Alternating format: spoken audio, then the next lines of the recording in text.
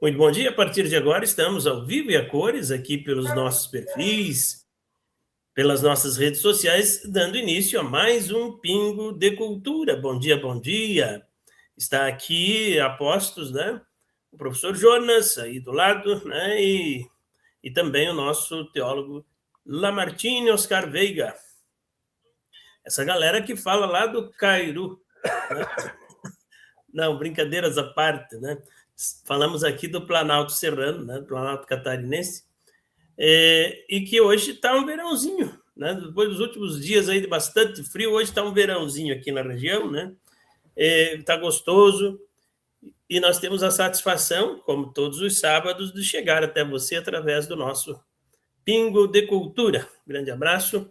Eu hoje coloquei ali como linha mestra assim da nossa discussão, o professor Jonas Lamartine, resgatando um pouco do lema do governo progressista, democrático, que nós estamos concluindo este ano. Né? Um programa de governo que, ao meu ver, deu super certo, né? apesar do embate dos falsos patriotas, né? E tentaram desconstruir. Então, ali eu usei o tema construção, reconstrução e ampliação da cidadania. Dentro dessa lógica, então, nós podemos conversar agora, né, fazendo uma leitura do cenário sociopolítico que nós estamos vivendo agora e as expectativas aí que pela frente. Sei que o Lamartine já fez algumas produções nessa linha, fazendo essa referência, né, buscando uma interpretação do momento atual, que não é uma coisa fácil de fazer. Né? Falar do momento atual já é complicado. Imagine falar do futuro, então. Né? Falar do futuro também é um desafio bem grande. Então, deixo a palavra livre aí para os amigos, para o início dessa nossa boa conversa. Eu estava na expectativa que o professor Jonas poderia estar aqui, e eu estava certo, ele pôde estar aqui. Então, professor Jonas, contigo pode ser? Eu acho que a imagem do professor Jonas está congelado lá, Lamartine. Vamos dar É, início nós aqui? vamos sim, João. Ô, João, a proposta que você traz não é falar sobre futuro. Futuro é projeção, é possibilidade, sonho, esperança, que podem ser realizáveis ou não. Existem uma série de circunstâncias que intermediam essas relações e estão imbricados também nessa situação. Essa semana eu tirei para refletir um pouco.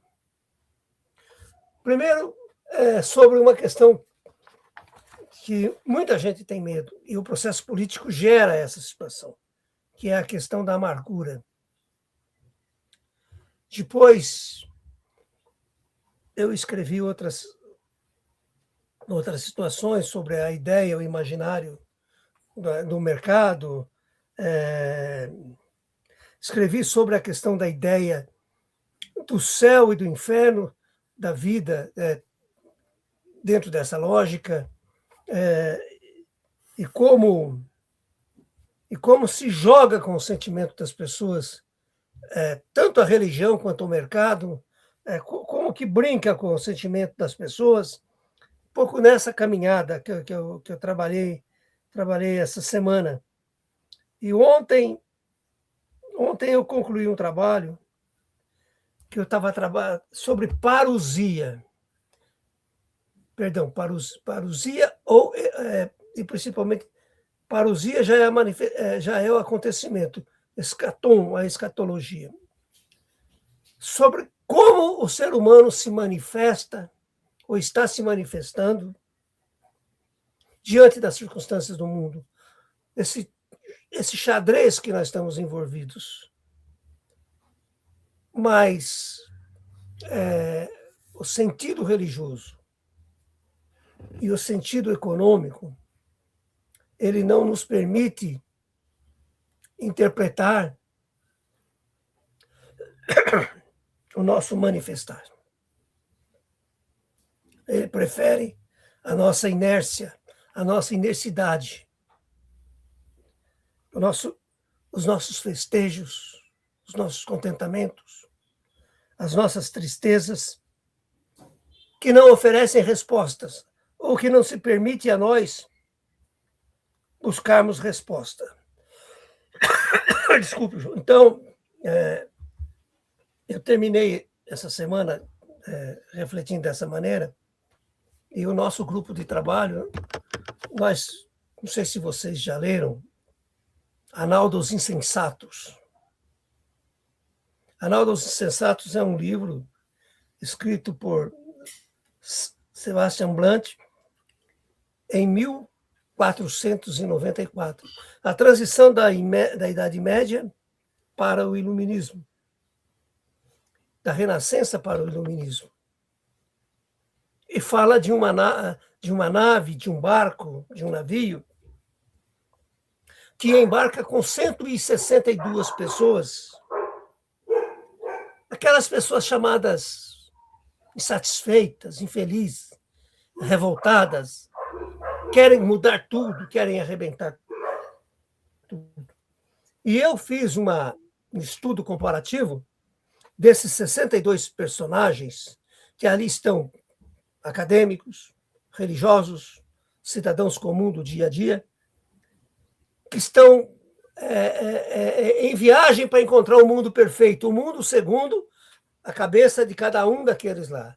Você sabe que nós temos uma fração da sociedade que quer destruir tudo que a gente tem, quer encontrar o mundo dele. Esse mundo que não se faz você destruindo o que está pronto, você vai participando de uma profunda reforma, uma profunda revolução nos sentidos existenciais, e esses caras não querem. Então, esses 162 personagens, eles, ao mesmo tempo, alimentam o fascínio pela violência, tanto política quanto religiosa, alimentam o fascismo pela ignorância, pela negação do conhecimento, pelo processo evolutivo do ser humano. É algo escrito no século XV.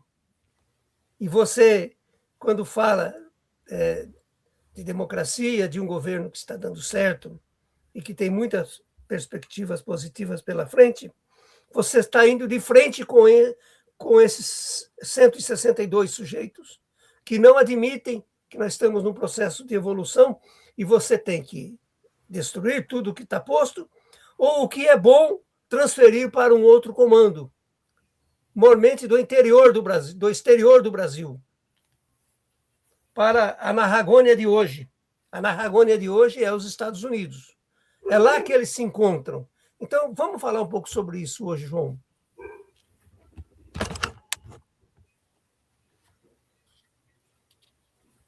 Muito bem. O professor Jonas ainda não está conseguindo acessar, deve ter tido algum problema lá nas suas conexões, né? Eu até vi ele aqui na tela por um momento, mas acho que o som não estava saindo. Lamentamos aí, professor Jonas, assim que possível, né? Isso é sempre importante aqui para nós. Você que está nos ouvindo, nos acompanhando, eu vejo que tem o João aí, um ex-aluno nosso, grande pessoa, né? Já participando. Grande abraço, João. E, João, pode fazer comentários aí, sem dúvida nenhuma, no chat, né? E se quiser, João, entrar aqui na sala, conversar conosco, vai ser bem-vindo, tá bom? Muito bem-vindo. Então, hoje nós vamos falar um pouco disso, né? Da escatologia e as dimensões da escatologia, essa lógica que o Lamartine vem colocando, né?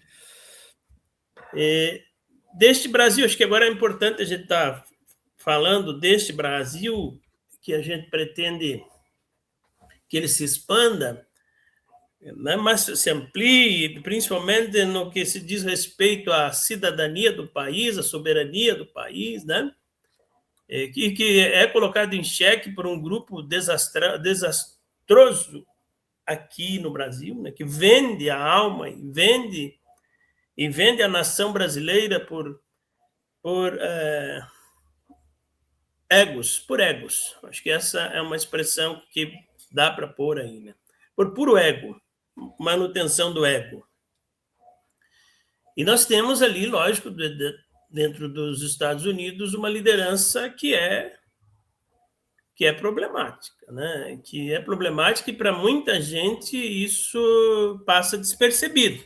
E aí é função aqui nossa, né, no Pingo de Cultura, de apresentar esse risco que as nações americanas têm, né, de ter que se subjugar ou se fazer subjugar ou se deixar subjugar por essa nação. Então, dentro desse jargão, né, América grande novamente, né, América forte novamente, uma filosofia Monroe, se não me falha a memória, que quer resgatar, tirar os Estados Unidos da crise gigantesca pela qual está passando, né, os Estados Unidos. E aí o professor Jonas já vinha comentando sobre isso, né?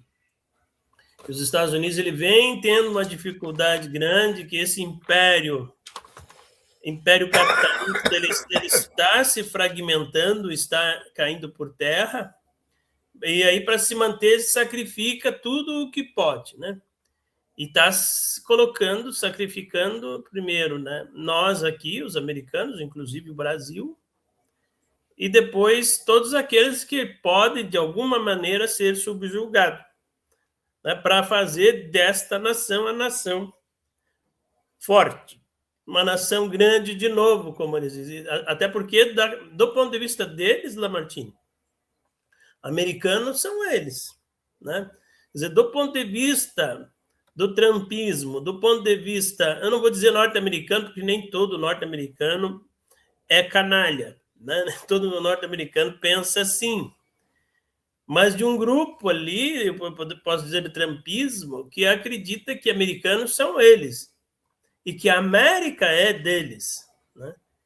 Tanto que é o governo americano, a economia americana, etc. e tal, como se existisse um único governo e como se existisse uma única economia. E isso é brutalmente, né? Vamos dizer assim, isso é brutalmente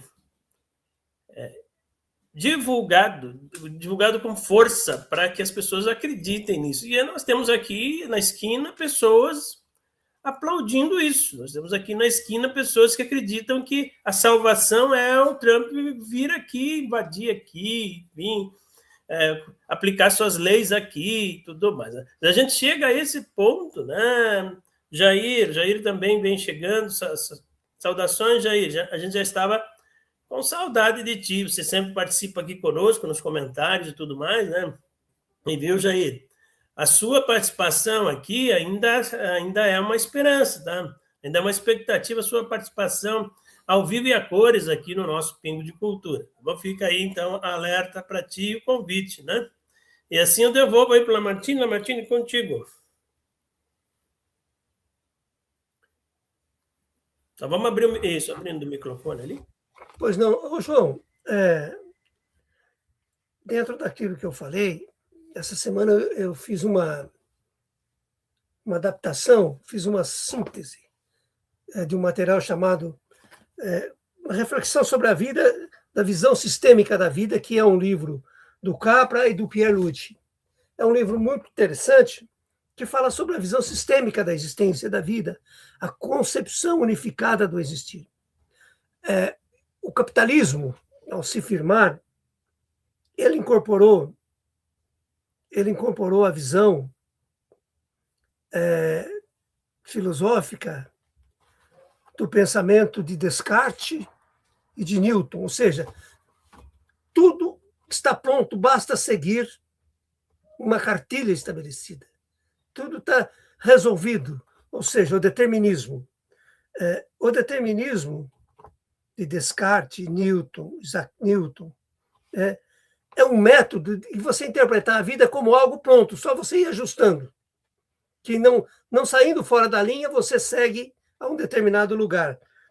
E o determinismo, a partir do século XVI, ele passou a organizar a vida. E tudo era pré-determinado, tudo antecipado, tudo acontecia porque estava estabelecido. As coisas tinham acontecido. Um abraço, João Padilha, um abraço, Jair. Estamos juntos. Então, esse mecanicismo, ele moldou um pensamento social, moldou o que a gente chama de classes. Aquela tal pirâmide que a gente sempre aprendeu a estudar nos movimentos sociais, as tais pirâmides.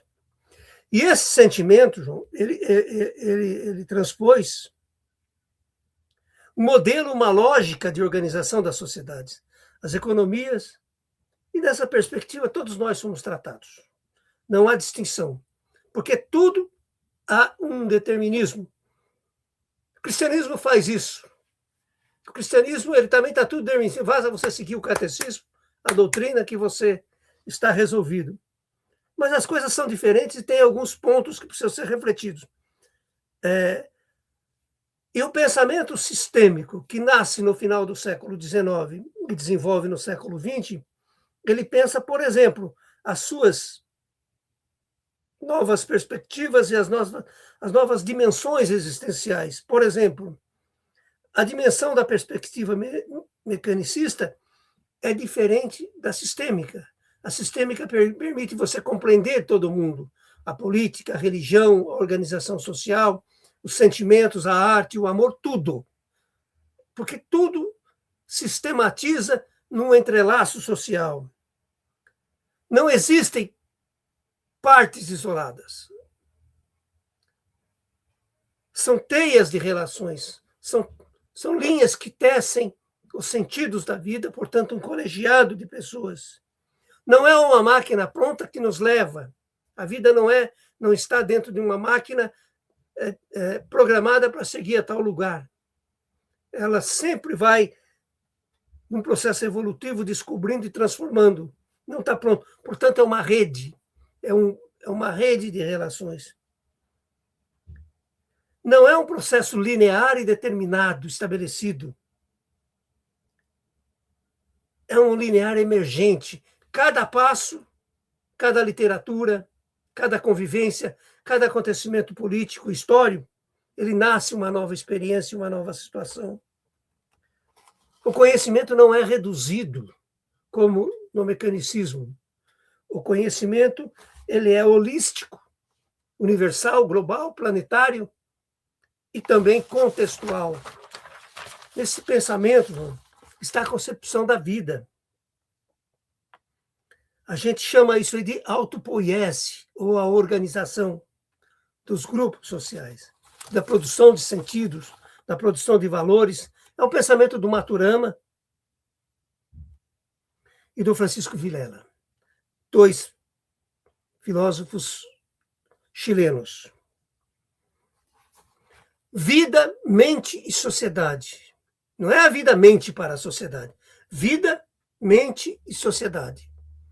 Esse entrelaçamento é que organiza os pontos que produz a diferença, a revolução, o revolucionário, o provocante, o estimulante a sair do mesmismo, das coisas estabelecidas.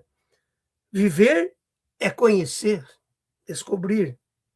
A cognição não é uma representação de um mundo independente, mas o trazer à tona um mundo através do processo de viver. É diferente daquilo que está estabelecido, que a religião e o capitalismo estabeleceu. E os fundamentalistas dentro do processo político. Então, nessa visão sistêmica, você engloba saúde, você envolve educação, você envolve meio ambiente, energia, clima, segurança alimentar e financeira. Você envolve todos os elementos centrais que regem a vida, João. Então, nós estamos trabalhando hoje para sair de um modelo determinista, que é o modelo retrógrado do governo anterior, para um modelo sistêmico, onde você é copartícipe da construção de um novo Estado, de uma nova nação, de novos sujeitos, novos valores, novos preceitos. Então, essa dualidade cria uma diferença que não era para gerar violência, era para gerar um debate ideológico. Sair do programático para o pragmático, mas não foi possível, porque o outro lado só resolve pela violência. Então, essa visão sistêmica do mundo é o desafio que nós precisamos assimilar, impulsionar e defender, justificando não pela força, mas pelo argumento intelectual, João. É isso. Então, o Jair está aí participando ativamente conosco, já fez um texto ali. O João também participando ativamente, escreveu um rosário inteiro, como diz o ditado, né? O Domingos está participando conosco também, e todos querem ouvir agora a apresentação e o pensamento aí do nosso professor Jonas. Bom dia, professor Jonas. Chegando aí. Bom dia, João, Lamartine, Jair, Domingos. Bom dia a todos. Eu hoje, Lamartine, estou participando como convidado. Os convidados geralmente entram depois que o programa começou.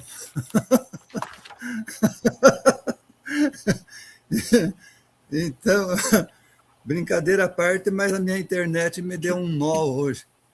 Mas as coisas têm que ser que nem tem que ser. E continua ruim. Mas vamos lá. De acordo com o que a gente tinha combinado aqui, para a gente falar um pouco sobre um compilado, é isso, João? De histórias e vivências que o João está montando aí, que vai se tornar um livro, grandes referências para quem pretende ter uma base, uma noção da construção e desenvolvimento histórico, geográfico, político, social e econômico do nosso Brasil. E, por que não dizer, de toda a América, e a influência que isso faz naqueles que vivenciaram esse tempo.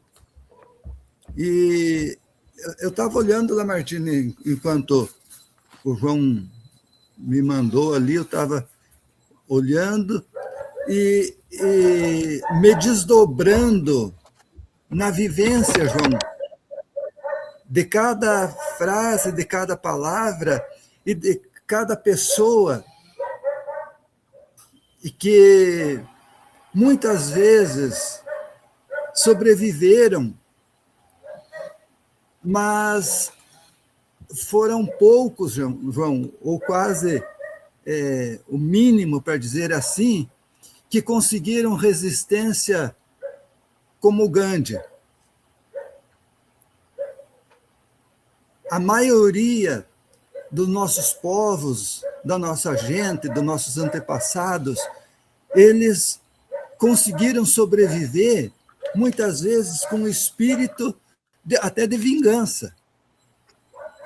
Porque a resistência é uma vingança. Eu não vou morrer. Eu vou lutar. Mesmo escravo, mesmo sofrido, mesmo injustiçado, mesmo pegando no arado, mesmo muitas vezes sendo açoitado fisicamente e com palavras que muitas vezes o chicote das palavras, Lamartine, é mais dolorido, muitas vezes, do que a dor física, do que o chicote nas costas. Muitas vezes mata muito mais uma palavra do que uma bala, entre aspas. Então, nós temos que viver esse momento e temos que divulgar, socializar esse compilado de histórias e vivências e que o João está tecendo aí, e agora já está quase costurado, mas é importante a gente entender que nós viemos no tempo bom. Eu, Lamartine, tenho certeza que quando eu comecei a ministrar aula, foi muito melhor do que quem começou depois de mim. João, diga-se de passagem. Quando eu comecei, eu literalmente me coloco, João, no lugar dessas pessoas. Quando você está falando através da bibliografia, quando você está falando através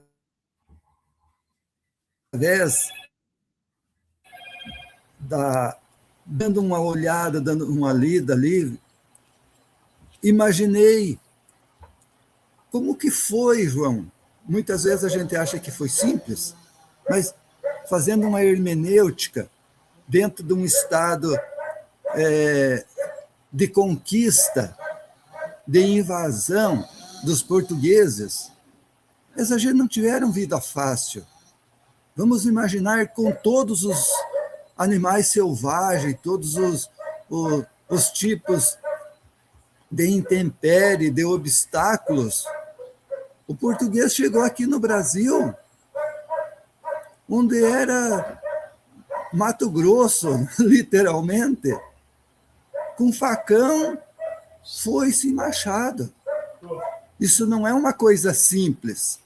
E nós recebemos hoje uma juventude, estamos aqui, Lamartine, de braços abertos.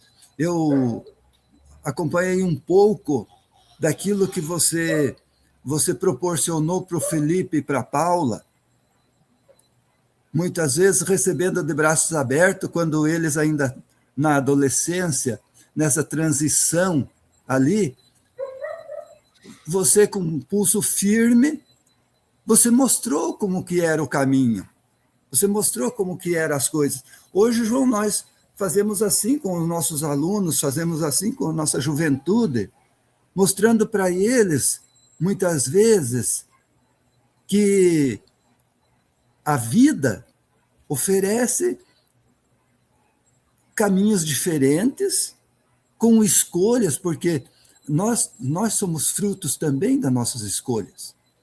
Nós escolhemos ser o que nós estamos sendo. A vida oferece muitos caminhos. E muitas vezes, dentro de casa, a família não consegue mostrar para os seus membros o que a sociedade, o perigo, entre aspas, que a sociedade oferece. Porque a sociedade nem sempre está passando a mão na cabeça. A sociedade que nós vivemos é uma sociedade desigual, com infraestrutura construída historicamente, mas que todos querem tirar vantagem, e a fraternidade, conforme sugere ali, me parece no capítulo 4 do livro do João, essa fraternidade, essa convivência ali, nem sempre ela existe. Muitas vezes nós percebemos que são membros dessa sociedade que são narcisistas, egoístas e cheios, muitas vezes, de preconceito, como abro um parênteses aqui, para trazer a Argentina, por exemplo. A Argentina, com o branqueamento da raça que a América aqui fez, o Brasil fez, com o branqueamento da raça, Hoje, a Argentina tem cerca de 0,001% de negros. É tanto que, se vocês observarem, quantos negros tem na seleção argentina, João? Nenhum. Nenhum. Pode perceberem que todas as outras seleções têm negros. Na Argentina não tem, com o branqueamento da raça. Então, nós somos frutos desse meio. E louvado seja Deus, porque nós não pegamos esse tempo onde a foice e o machado desbravava o sertão com injustiças, diga-se de passagens, injustiças sociais, religiosas, porque a igreja contribuiu muito, inclusive para a morte de muitos, proporcionando desigualdades e etc. Mas nós estamos vivendo agora um momento da inteligência artificial, um momento ímpar na sociedade, onde o João pode pesquisar com muitíssimo mais facilidade, como, por exemplo, Machado de Assis, que não tinha, não mais, de repente, do que uma máquina de datilografia, das muitas antigas, e escreveu coisas belíssimas. Então, muitas vezes, João, nós percebemos os nossos jovens que pouco se interessam no estudo, na pesquisa, e que preferem, muitas vezes, as redes sociais, que enganam e que trazem promessas falsas, como as bets. Friso aqui, o Lamartine sempre tem batido nessa tecla, que é um câncer para a sociedade, essas bets, e a miséria do povo, porque a direita podre e injusta brasileira diz que o povo brasileiro, Lamartine, está endividado por causa dos créditos que o Lula dá nos bancos, que qualquer um pode comprar e emprestar, e é por isso que está endividada, mas não é.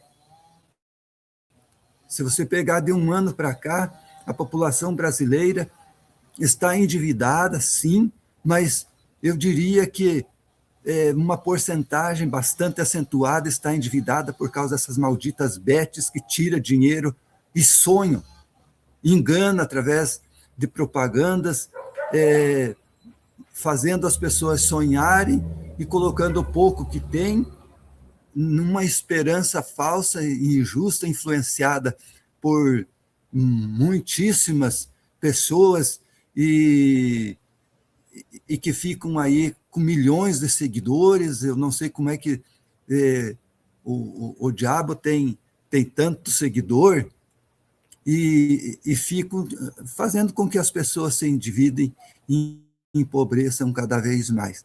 E eu vejo assim que tudo isso está nesse compilado desse livro que o João conseguiu muito bem reunir. E isso serve para a gente também analisar o tipo de religião que nós temos hoje, que nós estamos seguindo, que tipo de política nós estamos vivenciando, que tipo de eleição nós vamos ter agora em outubro, e quem nós devemos seguir. E se você perceber bem, João, o diabo tem até o horário certo para se manifestar. Pode ver que nas igrejas agora o irmão vai pregar e tal, e agora vamos chamar o diabo aqui para nós tirar do recinto e tal, e etc. É bem organizadinho. Eu acho que nós precisamos rever também nossos conceitos. Obrigado, João. Desculpe o atraso. Muito bem, então, professor Jonas vem fazendo essa costura, né, do dia a dia com a obra, né, o Pingo de Cultura, que nasceu de uma proposta. Então, Lamartine, o Jonas mencionou isso, acho que é interessante fazer um resgate histórico aqui, né? O Pingo de Cultura ele nasceu de um convite do saudoso professor Enori Pozo, a esse que vos fala, professor João Carlos. Então, ele fez um convite para a gente trabalhar temáticas que envolvessem o currículo escolar e o pensamento analítico, crítico, dentro de um tema que ele sugeriu que fosse um pingo de cultura. Esse um pingo de cultura, né, ele deveria se expandir para o mercado público, que ele chamava na época de mercado das pulgas, e que deveria acontecer. Estou colocando um pouquinho aqui das ideias do mestre Enori Pozo. E se alguém que conhecia o Enori, da família, coisa que estiver aí presente, né, ou ter acesso a essa nossa fala, vai poder confirmar, né? Então, algumas das ideias, que esse pingo de cultura ele deveria ter a rádio comunitária como start, né? Mas ele deveria ganhar as praças, ganhar a Praça da República, como ele chamava, né? E lá construiu o Mercado das Pulgas, onde as pessoas faziam rodas de conversa, trocavam biografias de livros, e, enfim. Ele era um sonhador, né? E acabou que ele manifestou a doença, né? Ele foi acometido de um câncer e ele teve que abortar muito dos seus projetos, mas eu me mantive ali no Pingo de Cultura. E esse Pingo de Cultura se manteve na rádio, mudou um pouco o formato e tudo, né, após a ausência do mestre, né? E hoje o Pingo de Cultura ele está aqui, nesse espaço, que é o espaço dos nossos perfis de todos os sábados. Então, a ideia do Enori Pozo não deixei morrer. Procurei manter a ideia, e hoje, com apoio incondicional, imagino, né? E que é muito valoroso para mim, que é do Lamartine e do professor Jonas, que estão me ajudando a manter viva essa ideia, né? E hoje essa ideia ela está manifestada no livro. Então, o livro é a junção de tudo isso. E o livro, Pingo de Cultura, ele abre várias portas. O Jonas até mencionou algumas aqui. Ele abre para várias discussões, né, segmentos, temáticas, abordando desde a agricultura familiar, né, o homem do campo, ao movimento LGBT. Quer dizer, o livro vai costurando tudo isso, a questão do preconceito, do racismo, está ali presente, né? E, lógico, as questões políticas e toda uma análise crítica do sistema que mantém a elite, a classe dominante, como a boazinha, a conservadora dos valores e tudo mais. Então, toda essa análise crítica está ali no livro. E cada capítulo, Lamartine, do livro, ele começa como se fosse um novo livro. E é proposital, né? Porque ele abre portas para muitas outras manifestações e deixa aberto, inclusive, e a gente pode discutir isso no futuro, para fazer o segmento da obra, para fazer o segmento da obra na edição 2, 3 e assim por diante. Né? Existe essa possibilidade. Mas a edição 1, a primeira edição, Lamartine, Jonas e amigo, já está publicada. Já está publicado, já está ali no site. As pessoas já têm acesso. Os amigos mais próximos já receberam o e-book, né? Receberam o e-book, que é o livro em PDF. O livro está pronto. E assim que chegar, eu já fiz a solicitação de um pacote impresso, e assim que chegar, para os amigos que solicitarem, a gente vai mandar o livro impresso. Ok. Então, um pouco é isso. Eu também não é a minha finalidade aqui não é falar do livro, mas falar do Pingo de Cultura, que é isso que a gente está fazendo aqui, que é o Pingo de Cultura, e dizer que o livro é uma síntese desses anos todos que o Pingo de Cultura tem se manifestado, antes mesmo da entrada do Lamartine, antes mesmo da entrada do Jonas. E aí, Lamartine, o livro termina mencionando exatamente esse momento aqui. O livro termina mencionando esse momento aqui, onde eu me encontro com o Lamartine e com o Jonas. E aí fica incógnita, né? Quer dizer, a partir desse encontro, Lamartine e Jonas, o que acontece? Então, agora tem que seguir seguir a história a partir de nós aqui, então, né? Devolvo a palavra aí, Lamartine. Ô, João, eu li um pedaço do livro que você me mandou, né, uma parte. Eu fiz algum comentário contigo. Eu acho interessante. E eu vejo como um ato escatológico, ou seja, é um ato que você manifesta não o fim dos tempos, mas a transição para um outro tempo. O outro tempo é descobrir em que mundo você está vivendo, compreender esse outro mundo que está vivendo.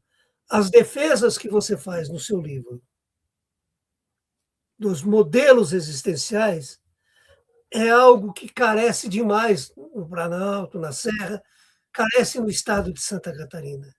Porque Santa Catarina parece que é um estado que ele flutua no ar.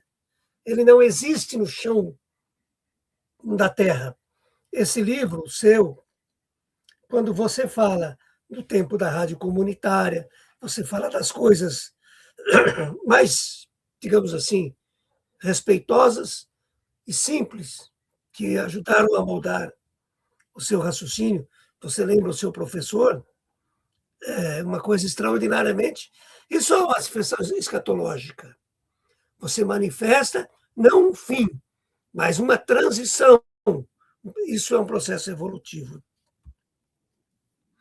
Você traz uma visão, aqui eu falo como teólogo, uma visão cósmica, uma visão de esperança, de que as coisas podem ser diferentes. A gente não precisa viver debruçado sobre o mesmo catecismo, a mesma doutrina, as mesmas regras, porque os textos aos quais nós fomos moldados, eles não foram interpretados à luz da necessidade da realidade, porque precisava manter uma coisa chamada controle. E não é um controle físico, João, é um controle mental, um controle espiritual. Quanto mais a pessoa tem medo da mudança, mais ela é escrava, porque o controle mental é o mais perverso dos controles, é a maior indústria de angústia do ser humano. Porque o ser humano vive na iminência de uma escatologia final em que tudo vai se arrebentar, que é o fim do mundo. O fim do mundo, e um fim do mundo que é mediado por duas coisas horríveis. O julgamento.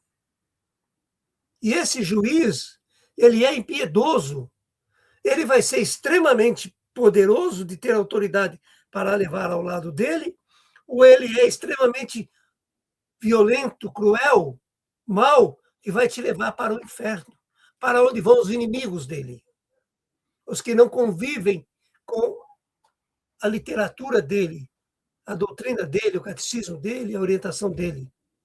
Então, essa formação que nós recebemos, ela está implicada diretamente no processo político, porque a extrema-direita, ela sabe usar isso de uma maneira extraordinária.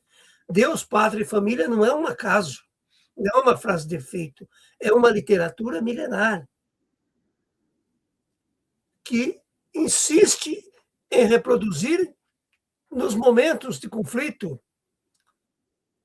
É o solucionismo dos que não raciocinam, dos que não evoluem, do que estão parados no tempo, porque estão aguardando a escatologia final, o dia final, o julgamento final. E esse silêncio, essa obediência lateral e literal, torna o ser humano escravo dessa estrutura de domínio, essa estrutura de não conceber que existem outros corpos, existem outros pensamentos, existem outros raciocínios, existem outras teologias, existem outras filosofias, existem outras releituras do mundo. E essa é a experiência que nós vivemos no Brasil desde 2010.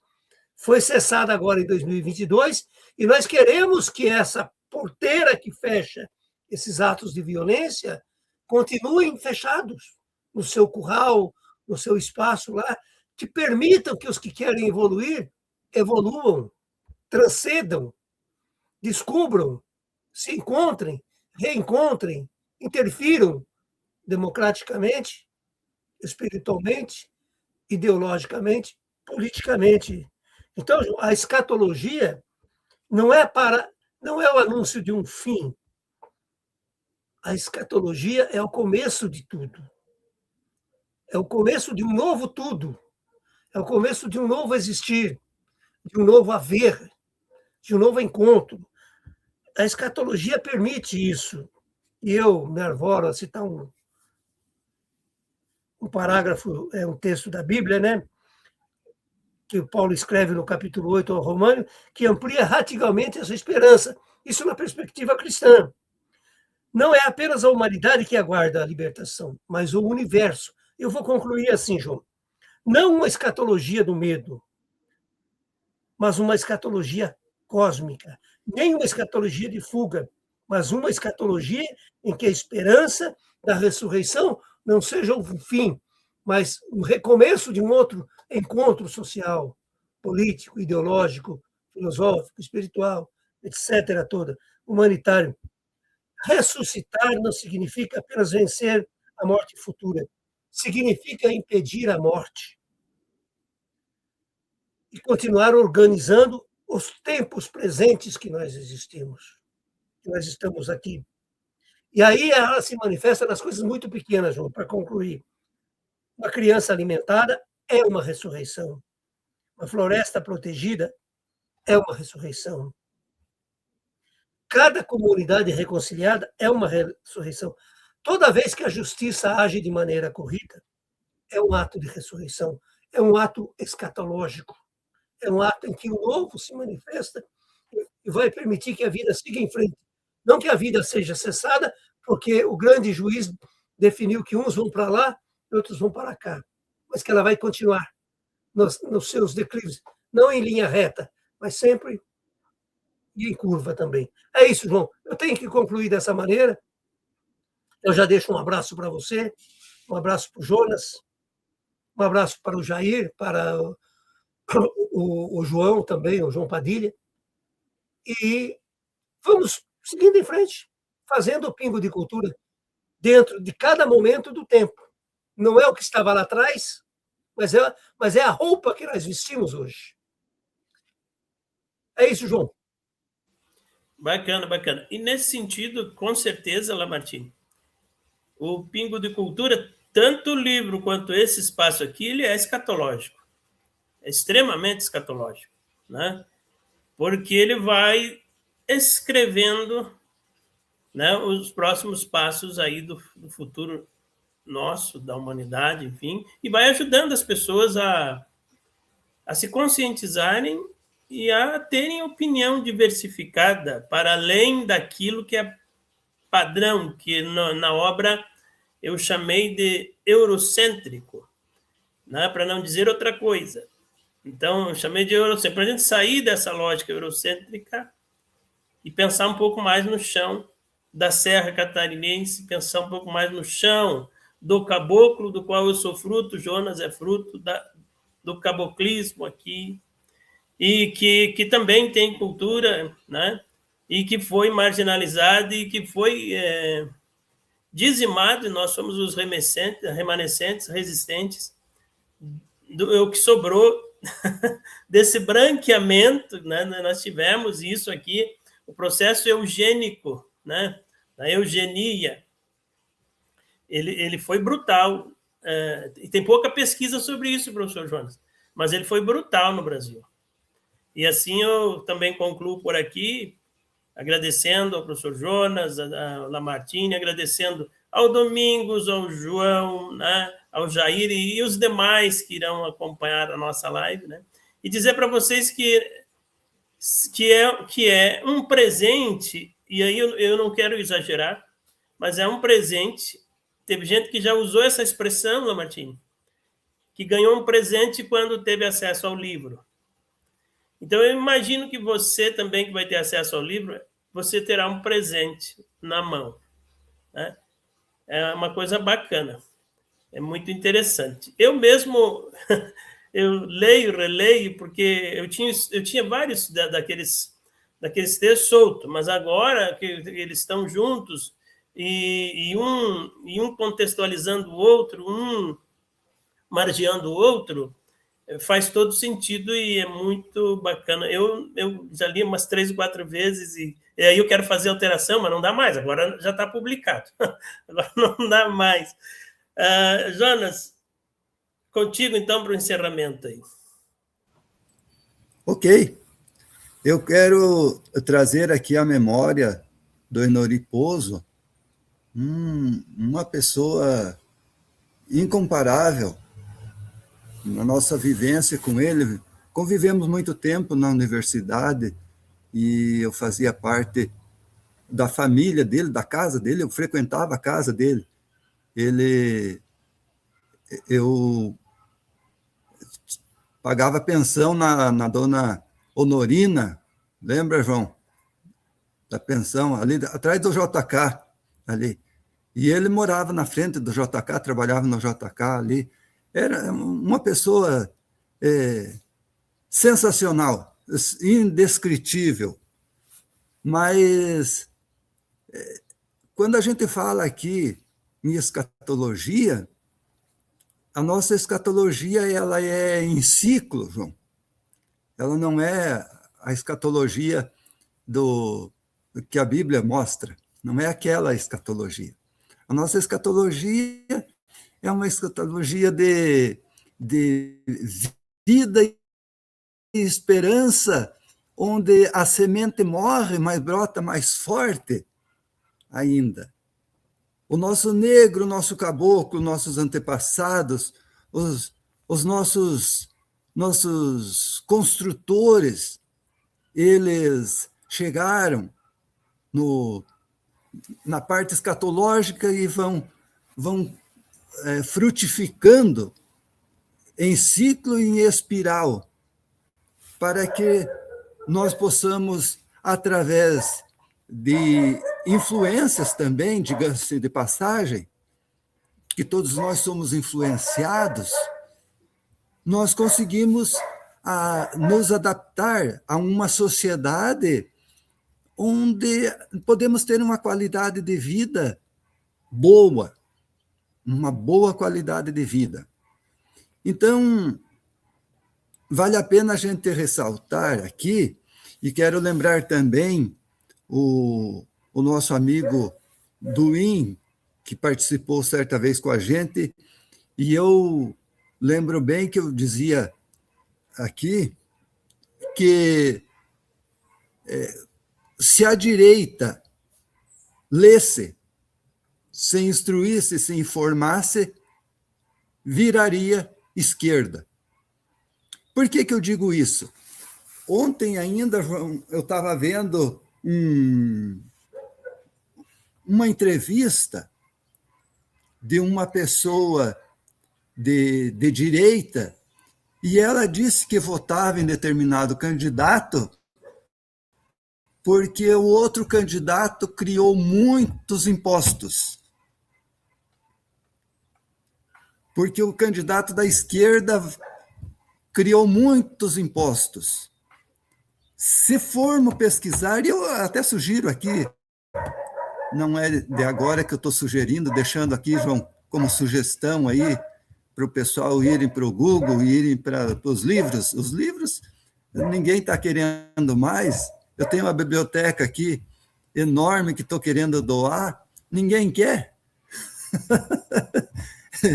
E ninguém está muito interessado em livros, é melhor ficar no que o meu influencer diz, do que eu abrir um dicionário. É melhor eu pesquisar no Google do que abrir um dicionário para saber o significado, a etimologia das palavras, inclusive escatologia. De repente, tem muitas pessoas aqui que não sabem o que nós estamos falando, o que é normal, mas não vá no Google, vá num dicionário, pega um dicionário lá.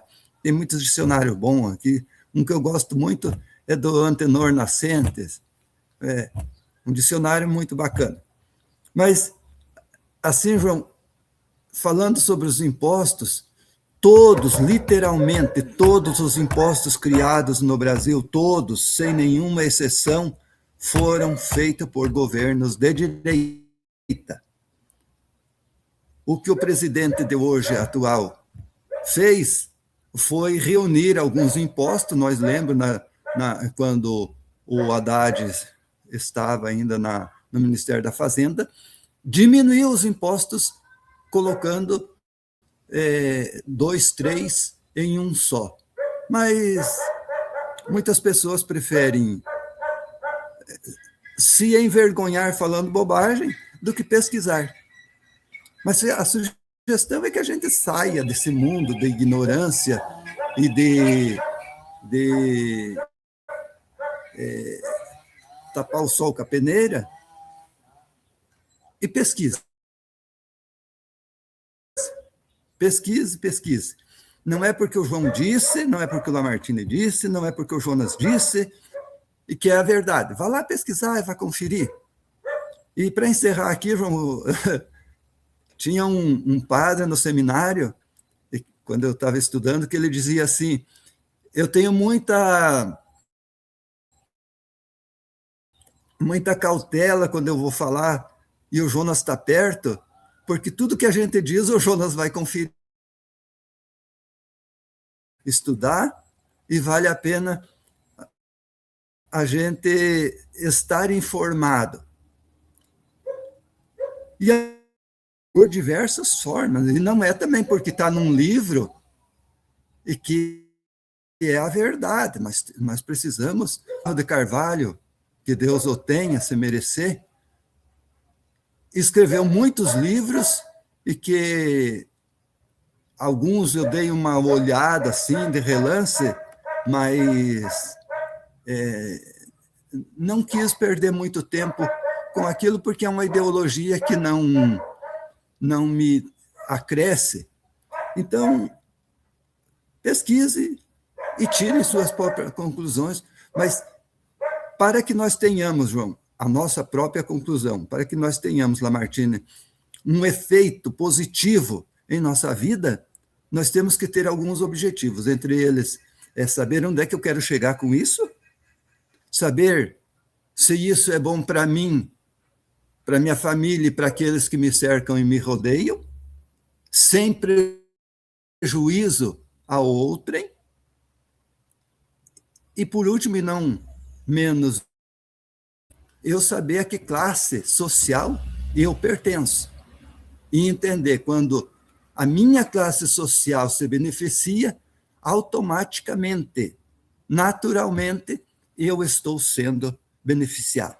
Quando a minha classe social está sendo prejudicada por um membro ou outro, eu também estou sendo prejudicado, porque nós vivemos um momento de rede, nós convivemos em rede, e a base da sociedade somos nós, trabalhadores e trabalhadoras que geramos riqueza, e que essa riqueza muitas vezes é acumulada nas mãos de pessoas que nada ou pouco fizeram para produzi-la, mas são donos das fábricas, das terras e hoje da inteligência, através das big techs e etc., e conseguem manipularem e influenciarem pessoas, organizações e sociedades todas. E quando essa influência não é muitas vezes ideológica, é através das armas, é através da força e através do poder e do ter.